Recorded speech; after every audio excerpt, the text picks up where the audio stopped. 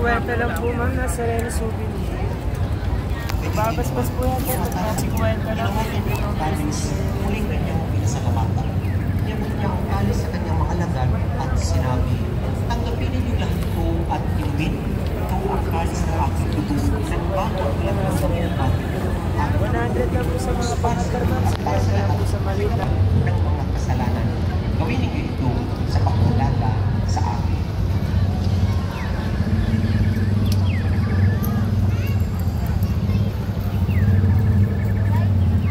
Magsitayo na po ang lahat.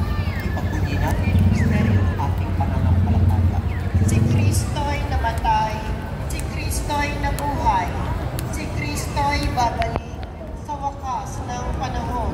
Ama, ginagawa namin ngayon ang pag-alala sa pagkamatay at pagkabuhay ng iyong anak.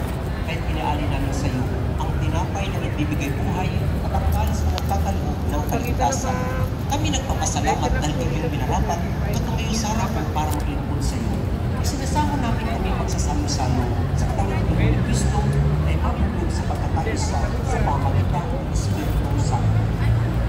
Ama, likapin mo sa pahalagang sa pangligdig.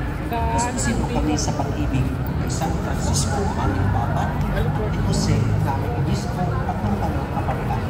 Alahan mo rin ba, patid namin dahil kung may pag-asa sila ko yung mabubuhay, gayon din ang lahat ng mga kumanawa. Kaawaan mo sila at tuloyin sa iyong mga. Kaawaan mo at magigabati kayong lahat na makasalo sa iyong buhay na walang wakas.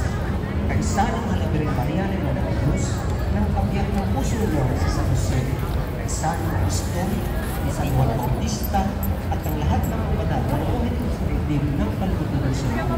Kay pag-iwang lang namin ang pupuri sa kararangan mo sa pamagitan ng anak na aming pagpupunan ni Jesus Cristo. Sir John, Domingo, kumain ka na. Harap na kanta.